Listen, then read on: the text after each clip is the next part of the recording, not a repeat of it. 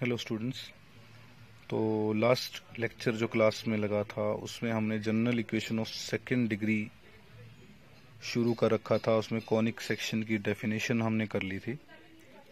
Conic section locus of a point which moves in a plane such that its distance from a fix point, यानी इस point से S को fix point कर रखा है इसने, उससे जो डिस्टेंस रहेगा is in constant ratio two it's distance from fix straight line. इस स्ट्रेट लाइन से जो डिस्टेंस होगा उसके साथ कांस्टेंट रेशियो में होगा, यानी पी जो है उसका डिस्टेंस इस पॉइंट से और इस लाइन से जो आएगा वो एक कांस्टेंट रेशियो में आएगा। तो जो उसका पाथ आने वाला है पी का, इस रेशियो में चलते चलते सेम रेशियो रख के आप जो पाथ बनाओगे उस पाथ को, उस लोकस को कॉनिक बोल रहा है, कॉनिक सेक्शन बोल रहा है। फिक्स पॉइंट को फोकस एस से डिनोट करते हैं, स्ट्रेट लाइन को डायरेक्ट्रिक्स, फिक्स स्ट्रेट लाइन को, और कांस्टेंट रेशियो का सेंट्रिसिटी ई से डिनोट करते हैं। Straight line passing through the focus, focus से पास थ्रू होने वाली straight line perpendicular to directrix, यानी इसको परपेंडिकुलर होनी चाहिए ए बी को, तो परपेंडिकुलर भी है और एस से होके जा रही है ओ एक्स वाली लाइन, उसको एक्सिस ऑफ कॉनिक सेक्शन बोलते हैं। The point where axis meet the conic, जिस पॉइंट पर एक्सिस कॉनिक को मीट करता है। होता क्या है कि ये कॉनिक जब आप बना लोगे तो उसके बाद ये जो एक्सिस है ये किसी पॉइंट पे कट कर, कॉनिक इस एक्सिस को किसी पॉइंट पे कट करेगा, जिस पॉइंट पे कट करेगा उसको वर्टेक्स बोलते हैं। Ellipse, parabola, hyperbola, circle, pair of straight line are example of ellipse conic section. Classification भी हम कर चुके हैं क्लास में, केस 1, केस 2, इससे पहले वीडियोस ग्रुप पे ऑलरेडी डल चुकी हैं। केस 3 ये पैराबोला, एलिप्स और हाइपरबोला के एग्जांपल, डायरेक्ट्रिक्स इन्फिनिटी पे हो सर्कल बनेगा, ई जीरो होगा, ये भी डिस्कस हो चुका है। उसके बाद दो स्ट्रेट लाइन का केस भी डिस्कस हो चुका है, चारों पार्ट ये चारों पार्ट हो चुके हैं, पांचों केसेस हो चुके हैं। इसके बाद general equation of second degree always represents a conic section, ये प्रूव करने के लिए हमने इसको रोटेट किया था। तो रोटेशन करते ही एक्स और वाई की वैल्यू चेंज हो गई, उस वैल्यू को डाल दिया था इक्वेशन में, डालने के बाद इक्वेशन सॉर्टेड हुई। उसके बाद हमने सेकंड डिग्री एक्स और वाई की जो टर्म थी, सेकंड टर्म जो थी उसको हमने खत्म करना था। हमने इसको खत्म करने के लिए उसके कोफिशिएंट को 0 रख के देखा, 0 रखते ही हमको एक एंगल मिल गया जिसके लिए वाकई में एक्स वाई का कोफिशिएंट 0 हो रहा था। उस एंगल के लिए हम कॉनिक सेक्शन में एक्स वाई को खत्म कर पाए, यानी हमको एक ऐसी कंडीशन मिल गई जिसके तहत वाकई में एक्स वाई की टर्म खत्म हो जाएगी।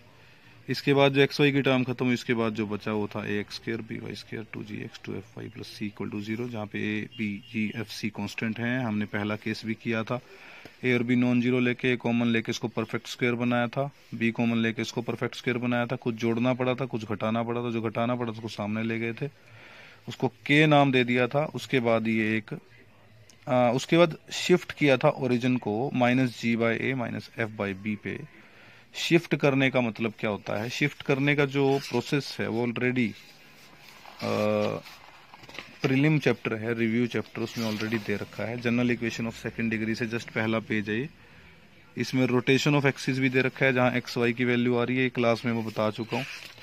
और शिफ्टिंग ऑफ ओरिजिन भी है इसमें, शिफ्टिंग ऑफ ओरिजिन की अगर ओरिजिन 0 0 पे है तो शिफ्ट करके मान लो एच के पे शिफ्ट कर दिया तो क्या फर्क पड़ेगा एक्स और वाई को, ये फर्क पड़ेगा लास्ट में। एक्स की वैल्यू आ जाएगी एच प्लस एक्स डैश और वाई की वैल्यू के प्लस वाई डैश।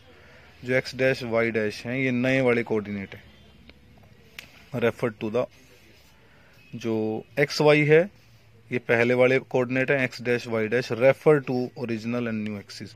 ये नए और जो axis x axis y axis बने हैं उसके अनुसार जो आया उसका नाम एक्स डैश वाई डैश था, तो ये फर्क पड़ता है जी। तो यहाँ जब हम अपने वाले क्वेश्चन में शिफ्टिंग ऑफ ओरिजिन करेंगे, तो g/a माइनस करने को बोल रहा है, तो माइनस होते ही जैसे वहां तो अब क्या हुआ था, एच के पे शिफ्ट किया था, एच जुड़ गया था, के जुड़ गया था, अब -g/a जुड़ेगा, इसमें जुड़ते ही g/a से g/a कट जाएगा, इसमें जुड़ेगा -f/b, तो वो जब जुड़ेगा वो भी कट जाएगा, a x square plus b y square आ गया। इसको आप लिख सकते हो इस तरह से, ये एलिप्स बन गया अगर दोनों पॉजिटिव है, एक पॉजिटिव एक नेगेटिव है, ऑपोजिट साइन के हैं तो हाइपरबोला बनेगा अगर दोनों नेगेटिव है, इमेजिनरी एलिप्स बनेगा, और रेक्टेंगुलर हाइपरबोला बनेगा अगर दोनों का मैग्नीट्यूड सेम है, दोनों की वैल्यू सेम है, बट दोनों का साइन ऑपोजिट है। ये क्लास में डिस्कस हो चुका है। अगर के जीरो हो गया, अगर के जीरो हो गया तो हम बाय में डाल ही नहीं सकते, सामने ही जीरो आ जाएगा, और सामने जीरो आने का मतलब शुरू में जीरो हो चुका होगा। तो उस केस में क्या होगा, a x square plus b y square equal to zero आ जाएगा। वहां से एक्स स्क्र की वैल्यू इसने निकाल रखी है, देखो minus b by y square. जो एक होमोजीनियस इक्वेशन है 2 डिग्री की, जो पेयर ऑफ स्ट्रेट लाइन बनाएगी, पेयर ऑफ स्ट्रेट लाइन बनाएगी। अगर ये दोनों ऑपोजिट साइन के रहे तो रियल लाइन बनेगी, अगर ये दोनों सेम साइन के हुए तो इमेजिनरी। एग्जाम्पल के तौर पे आप सोच सकते हो x square minus y square होता इक्वल टू जीरो, तो x minus y into x plus y, तो 2 लाइनें बन रही हैं, रियल बन रही हैं। पर अगर ये x square plus y square होता तो आयोटा आ जाता एक्स की वैल्यू में। जब आप रूट करोगे, अगर मान लो सामने वाला माइनस का है, वाकई में माइनस का है, दिखने में माइनस से कुछ नहीं होता, बी बाय ए के आगे माइनस लग रहा है, बी बाय ए नेगेटिव हो तो माइनस माइनस प्लस हो जाएगा, ये प्लस की वैल्यू बन जाएगी। तो अगर एक्स स्क्र की वैल्यू ये दोनों ऑपोजिट साइन के होते तो सामने पॉजिटिव वैल्यू आती, और उस केस में प्लस माइनस आ जाता, आयोटा ना आता। पर अगर दोनों पॉजिटिव हो गए तो एक्स स्क्र की वैल्यू जो आएगी वो किस तरह की आएगी, माइनस वाई स्क्र टाइप की। अगर दोनों सेम साइन के हो गए तो एक्स स्क्र की value minus y square, x की वैल्यू बनेगी प्लस माइनस आयोटा वाई, यानी आयोटा में आंसर आएगा, यानी 2 इमेजिनरी लाइन आएंगी। यही लिखा हुआ है इसमें कि अगर ए और बी दोनों ऑपोजिट साइन के हुए तो रियल लाइन आएंगी, रियल स्ट्रेट लाइन, और अगर ए और बी सेम साइन के हो गए तो इमेजिनरी। सेम के हो गए तभी तो सामने माइनस का निशान आएगा। ये दोनों ए और बी दोनों जमा के हैं तो x square plus y square इस तरह की चीज आएगी इक्वल टू जीरो, तो एक्स स्क्र की वैल्यू माइनस में चली जाएगी, माइनस वाई स्क्र। उसके बाद ए और बी में से कोई एक जीरो हो जाए, ये भी क्लास में मैंने करवा दिया था। अगर मान लिया ए जीरो है, बी जीरो नहीं है, बी जीरो नहीं है तो बी से डिवाइड कर सकते हैं।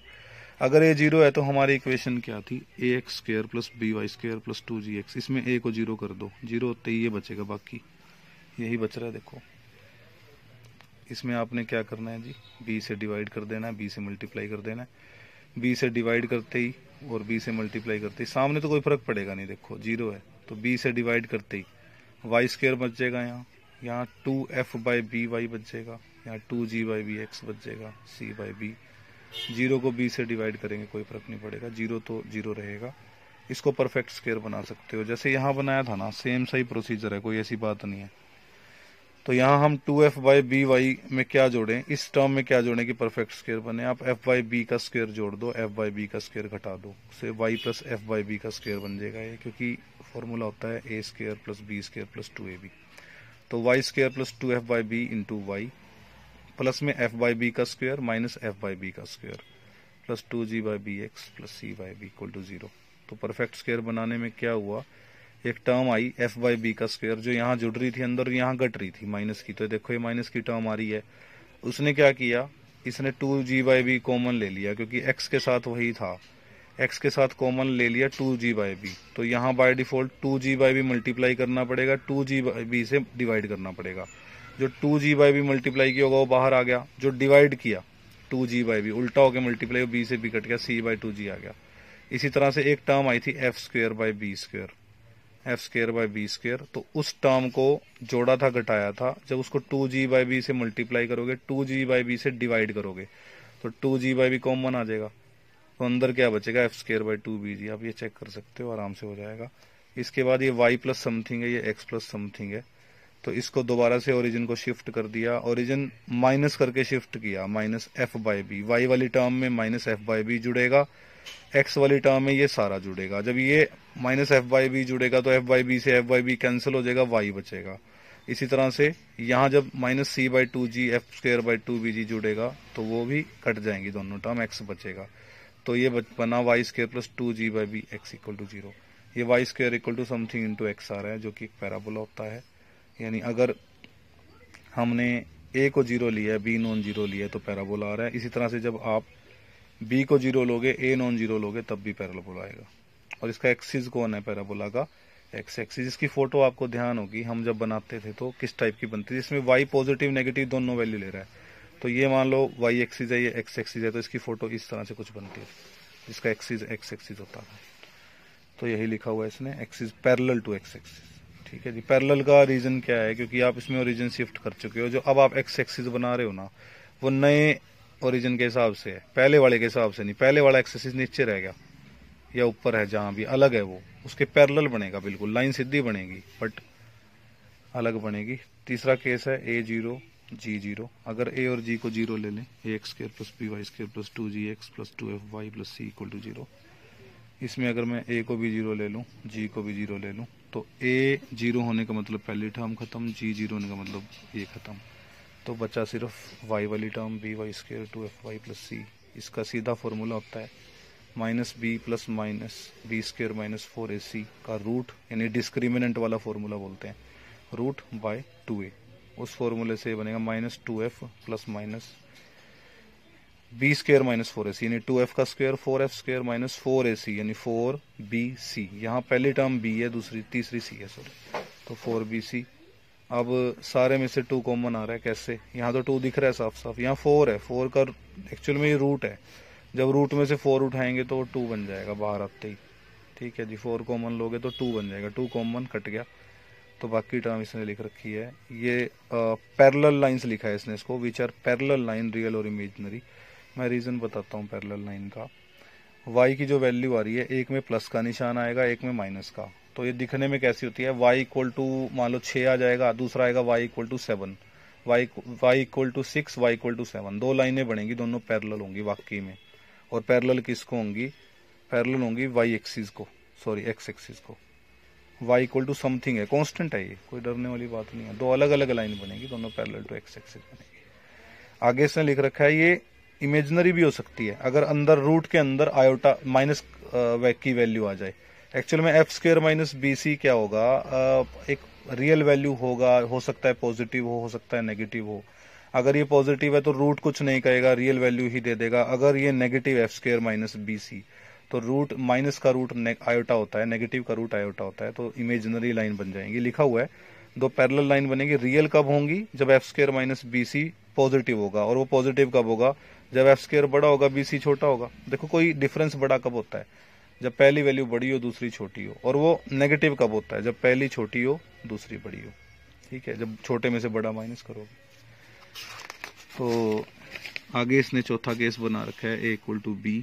अगर a और b बराबर हो जाएं तो सर्कल बन जाएगा। आपको पता है इस बात का, x² और y² की टर्म का कोफिशिएंट सेम होते ही हमेशा हमको पता है सर्कल की इक्वेशन की पहचान क्या होती है। x² और y² का कोफिशिएंट सेम होता है, xy की टर्म इसमें होती नहीं है, तो इसलिए इसने सीधा लिख दिया ये सर्कल बनेगा, क्योंकि कोफिशिएंट सेम है, xy की टर्म इसमें नहीं है।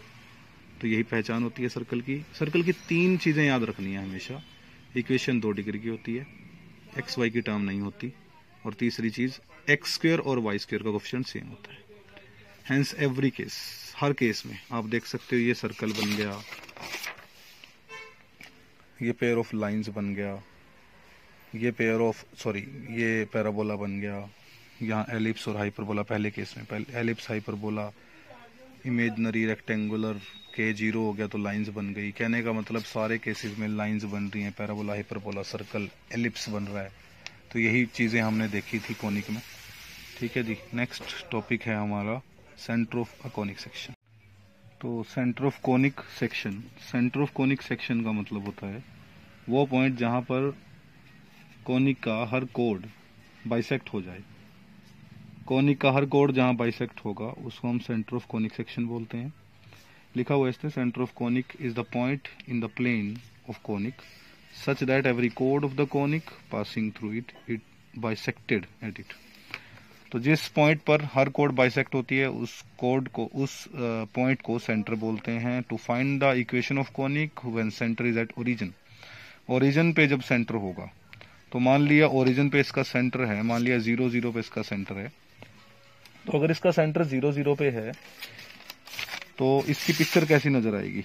इसकी पिक्चर नजर आएगी इस तरह से। तो जब इस तरह की पिक्चर होती है तो जो पॉइंट इधर रहता है एक्स वाई, उसका सेम पॉइंट -x -y इधर रहता है। रीजन क्या है इसका कि इस पॉइंट के ऊपर हर कोड ने बाइसेक्ट होना है। अगर हर कोड ने बाइसेक्ट होना है तो XY जो पॉइंट है 0 0 से जितने डिस्टेंस पर होगा उतने ही डिस्टेंस पर दूसरा पॉइंट होगा। तो दूसरा पॉइंट सेम डिस्टेंस का अगर आपने लेना है तो -x - y ही ले सकते हो आप, क्योंकि ऑपोजिट डायरेक्शन में है। अगर एक पॉजिटिव डायरेक्शन में है तो दूसरा बाय डिफॉल्ट नेगेटिव डायरेक्शन में होगा। तो xy -x - y। तो ओरिजिन पे जब सेंटर होता है तो हर पॉइंट के लिए कोड के हर पॉइंट के लिए आप एक कोड बना सकते हो। कोड बनाने के बाद क्योंकि कोड बाइसेक्ट होगी, 0 0 पे बाइसेक्ट होने का मतलब है अगर x1 y1 वहां है एक साइड पे तो दूसरी साइड पे -x1 - y1 होगा। तो अब क्योंकि x1 y1 कोनिक पे है तो इस कोनिक को सेटिस्फाई करेगा, इसकी इक्वेशन को सेटिस्फाई करेगा। इसी तरह -x1 - y1 भी इक्वेशन में है, सॉरी कोनिक पर है, कोनिक की कर्व में है, तो इस इक्वेशन को सेटिस्फाई करेगा। दोनों को इसने सेटिस्फाई करवा के 2 और 3 लिख दिया। इसके बाद आप सब्ट्रैक्ट कर दो 3 को 2 में से सब्ट्रैक्ट करने पर ये बचेगा, क्योंकि सेम है, कट जाएंगे, ये भी कट जाएंगे, ये भी कट जाएंगे, एलिमिनेट हो जाएंगे। सी से सी कट गया, 2g जुड़ गए, 4g हो गए, तो 4gx1 4fy1, तो 4 कॉमन gx1 प्लस fy1। क्योंकि अब x1 y1 जनरल पॉइंट लिया था तो हर पॉइंट के लिए, कोनिक के हर पॉइंट के लिए ये इक्वेशन ट्रू हो जाएगी। तो अगर हर पॉइंट के लिए ट्रू है तो मैं 2 पॉइंट ले रहा हूं इस तरह के कोनिक पे, एक ले रहा हूं मैं x2 y2, एक ले रहा हूं x3 y3, दोनों नॉन जीरो पॉइंट हैं। और इस तरह के पॉइंट है कि x2 by y2 और x3 by y3, यानी x2 और x3 y2 और y3 एक दूसरे का मल्टीपल नहीं है, सेम रेशो में नहीं है। तो अगले पॉइंट में आप लिख सकते हो gx2, क्योंकि x2 y2 और x3 y3 इस तरह के पॉइंट हैं जो इस इक्वेशन को सेटिस्फाई करेंगे। कोनिक का हर पॉइंट इसको सेटिस्फाई कर रहा है, हम प्रूव कर चुके हैं। तो ये आ गई नंबर 1, नंबर 2। तो एलिमिनेशन मेथड आपने पढ़ा हुआ है। एलिमिनेशन के अकॉर्डिंग हम क्या करते थे, x3 से 1 को मल्टीप्लाई करेंगे, x2 से 2 को मल्टीप्लाई करेंगे, नंबर 1 को x3 से, यानी यहाँ x2 x3 बन जाएगा, यहाँ x2 से मल्टीप्लाई करोगे यहाँ भी x2 x3 बन जाएगा, दोनों सेम हो जाएंगे, माइनस करेंगे तो कट जाएंगे, तो बचेगा ये। अब f के इनटू में कॉमन क्या आया, f के इनटू में कॉमन ये आया। अब क्योंकि हमने जो गिवन कंडीशन है उसके according y2 by x2 equal नहीं ले रखा y3 by x3 के, तो इसका डिफरेंस 0 नहीं आ सकता, f की वैल्यू आ जाएगी 0 by this इक्वल टू 0। अगर f 0 है तो 1 में पुट करके g भी 0 आ जाएगा। कहने का ये मतलब है कि यहाँ पे for all point gx1 fy1 0 आते ही g और f पक्का 0 आएंगे। इक्वेशन 1 में अगर g और f 0 हो जाएं यहाँ पे तो बचेगा क्या, ये बचेगा। अब आप यहाँ c को सामने ले जाके बाय में डाल सकते हो, इक्वेशन आ जाएगी ये। इसको बोलते हैं हम equation of conic having centre at origin, equation of conic having centre at origin. In equation इसमें सेंटर 0 होता है, सेंटर 0 0 होता है, ओरिजिन होता है, कोफिशिएंट ऑफ x और y आपने 0 लेना होता है। मैंने यहाँ देखो स्टार्टिंग में क्या लिया था, स्टार्टिंग में पूरी इक्वेशन में x y भी थे और लास्ट में होते होते x y नहीं बचे, x स्क्वायर है y स्क्वायर है, x इंटू वाई। इसके बाद बड़ा इंपॉर्टेंट एक आर्टिकल है, ये डायरेक्ट एग्जांपल्स में यूज होगा, to find coordinate of centre of conic section. अब अगर आपको सेंटर के कोऑर्डिनेट निकालने हो तो क्या करना पड़ेगा, उसका सेंटर निकालना हो किसी कोनिक का तो क्या करना पड़ेगा, also find the equation referred to centre as origin. आप क्या करेंगे, अब जो भी इसका सेंटर आएगा उसके ऊपर ओरिजिन को शिफ्ट कर देंगे और तब इक्वेशन निकालेंगे नए कोनिक की, इसी कोनिक की उस फॉर्म में, नए ओरिजिन के हिसाब से। तो इसने लिखा है to find equation of conic referred to axis through the centre parallel to original axis. X axis y axis तुमने बना लिए पहले से, उसके पैरेलल नए एक्स एक्सिस वाई एक्सिस बना के, नए एक्स एक्सिस वाई एक्सिस बना के उसके अनुसार इक्वेशन ऑफ कोनिक निकालना है। तो नए कहाँ बनाने हैं, नए बनाने हैं कोनिक के अनुसार, कोनिक का जो सेंटर बनेगा उसके पर जाके बनाने। तो इसको आप किस तरह से देख सकते हो, एक्स एक्सिस बना लिया, वाई एक्सिस बना लिया, उसको ले गए सेंटर पे, जो एक्स एक्सिस वाई एक्सिस बनाया था उसको सेंटर पे ले गए, उसकी पैरेलल लाइन बना दी वहां जाके, यानी ओरिजिन को शिफ्ट कर दिया वहां पे, नई कोनिक की इक्वेशन निकाल ली। जो नई कोनिक की इक्वेशन है इसको हमने बताना है, फाइंड मतलब उसी को बताना है। तो x1 y1 मान लिया सेंटर है इसका, अगर x1 y1 सेंटर है तो इसका सीधा मतलब है कि वहां पे जाके हर कोड बाइसेक्ट हो जाएगी इस कोनिक की। तो अब इसने x डैश y डैश मान लिया, कोऑर्डिनेट है x y के नए सिस्टम में। यानी होता क्या है कि अगर पहले वाला जो वैल्यूज था वो xy था, पहले वाला वैल्यूज अगर xy था तो अब जो आया है उसका नाम इसने एक्स डैश वाई डैश रख दिया। अब आया कैसे है, हमने ओरिजिन को शिफ्ट किया उसके सेंटर पे। हमको बोला गया था ऐसा करने को कि find the coordinate of centre, उसके बाद रेफर कर दो सेंटर एज ओरिजिन, जो नया जो सेंटर आया है उस पे ओरिजिन भेज दो। तो अगर ऐसा करेंगे तो शिफ्टिंग करनी पड़ेगी सेंटर पे ओरिजिन की। तो सेंटर पे ओरिजिन की शिफ्टिंग करी, नया पॉइंट आया एक्स डैश वाई डैश, उसकी वैल्यू ऑलरेडी हम पीछे आर्टिकल आया था शिफ्टिंग ऑफ ओरिजिन का जस्ट पहले इस चैप्टर से, वहाँ ऑलरेडी कर चुके हैं कि एच के पे अगर शिफ्ट करोगे तो ये पेज नंबर 7 पे है, transformation of coordinate axis shifting of origin है, तो ये ऑलरेडी हम कर चुके हैं। तो सेम इसने वहां पे कॉपी पेस्ट कर दिया इस चीज को, नया सेंटर आया ये, उसको पुट किया इक्वेशन के अंदर, क्योंकि x की वैल्यू है ये, y की वैल्यू और x y की वैल्यू यहाँ पे लिखी हुई है, इसकी जगह लिख देना आप। ये लिखने के बाद जो x1 y1 वाली वैल्यूज थी उनको अलग से रख दिया, क्योंकि वो तो कांस्टेंट है।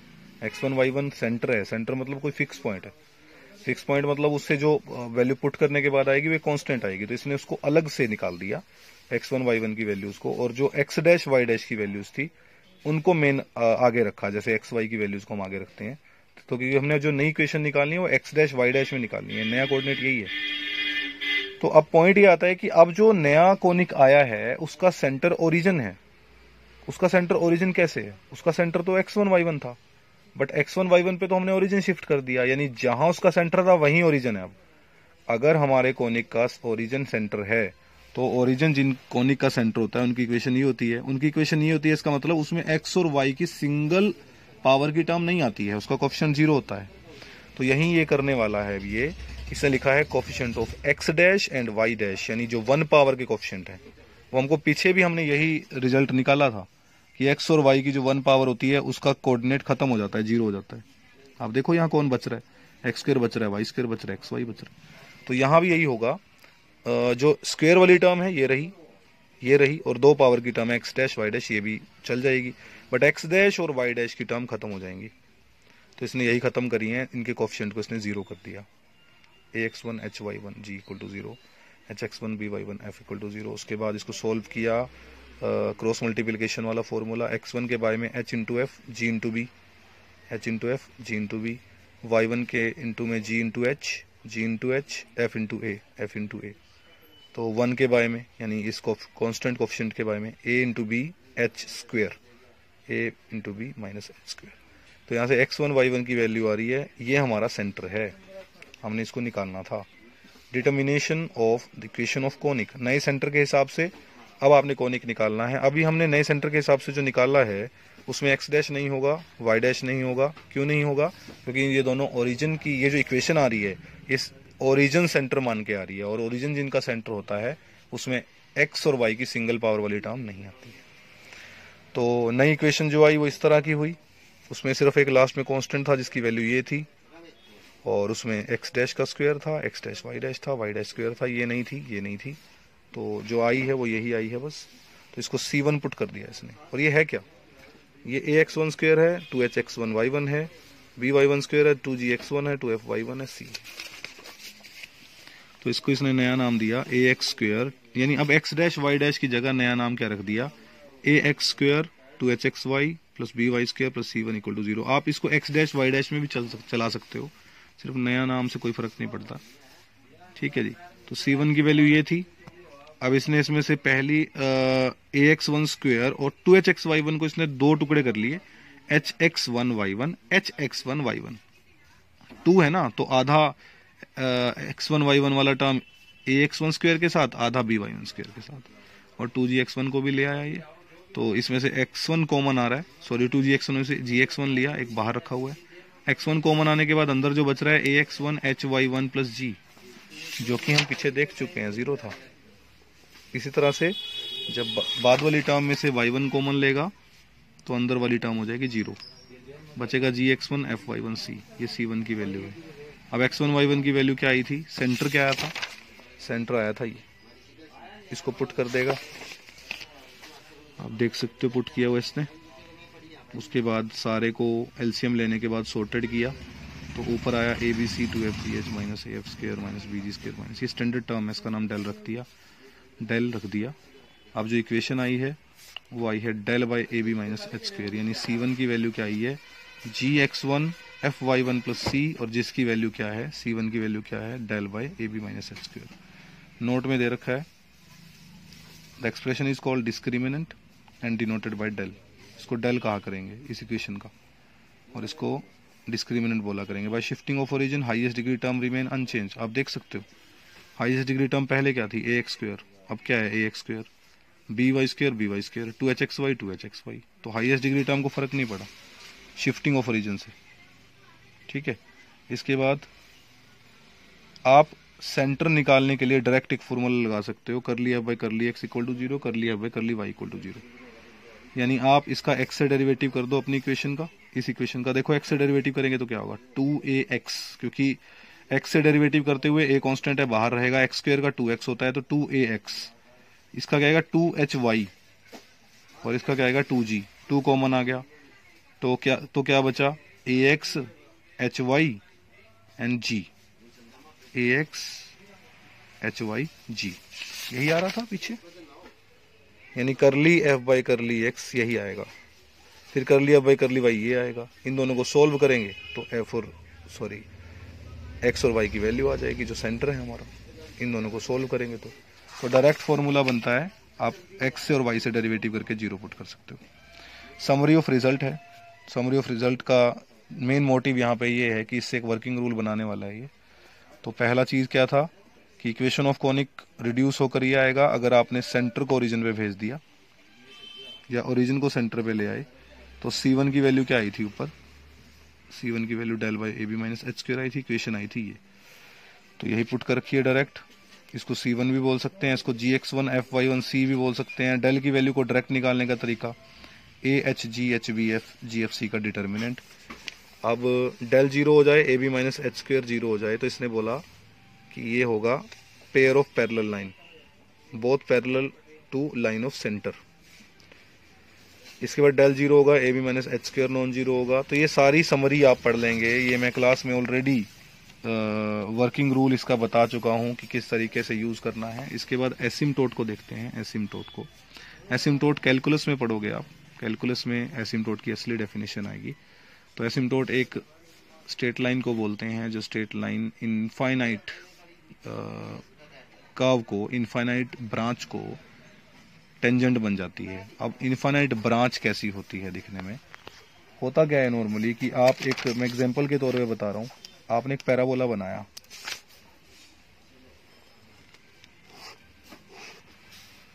पैराबोला बनाया या हाइपरबोला भी बना सकते हो। इसकी पिक्चर ऐसी बनी, मैं हाइपरबोला ही बना देता हूँ। इस तरह से आपने पिक्चर बनाई, एक लाइन आपको ऐसा नजर आ रहा है कि टच होने वाली है, नीचे भी ऊपर भी, और वो टच नहीं हो रही है। आपको ऐसा लग रहा है कि जैसे जैसे हम इस लाइन को आगे लेके जाएंगे, इस हाइपरबोला को आगे लेके जाएंगे, इधर भी और इधर भी, ये हाइपरबोला ऊपर की तरफ बढ़ता जाएगा, ये लाइन और क्लोज आती जाएगी, पर ये लाइन कभी भी टच करती नजर नहीं आएगी आपको। तो एसिम्टोट इसी लाइन को बोलते हैं जो लाइन एक इनफाइनाइट स्टेज पे जाके, यानी अनिश्चित समय पर जाके, लास्ट में जाके इसको टच कर जाएगी। तो इनफाइनाइट ब्रांच ऑफ कर्व किसको बोलते हैं, जो ब्रांच हमको नजर नहीं आती, वो जो चलती जा रही है, जिसका लग रहा है कि जिसका डायरेक्शन पता है कि वहां तक पहुंचने की इसकी चांसेस है, बट वो इनफाइनाइट स्टेज पे जाके पहुंचती है, इसलिए हम उसके बारे में एग्जैक्ट कुछ कह नहीं सकते। तो ये लाइन इनफाइनाइट पे जाके इसको टच करेगी, तो इस लाइन को असिम्टोट बोलते हैं। इसका डायरेक्ट फॉर्मूला था जो अभी आप पढ़ने वाले हो आगे जाके। अगर इक्वेशन ऑफ कॉनिक है एफ एन इक्वल टू 0 यानी n डिग्री की, तो उससे 2 कम डिग्री का डिफरेंस रहता है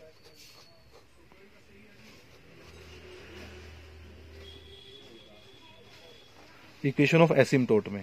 यानी अगर ये 3 डिग्री की है, अगर हमारी इक्वेशन 3 डिग्री की है, तो 3 डिग्री जमा 1 डिग्री, 1 डिग्री की एक टर्म और आएगी, वो जो आएगी इक्वेशन, वो इक्वेशन ऑफ एसिम्टोट है, ये इक्वेशन ऑफ कर्व है। यानी इक्वेशन ऑफ कर्व और इक्वेशन ऑफ एसिम्टोट में सिर्फ 2 डिग्री कम करके एक जो टर्म आती है उसका डिफरेंस रहता है।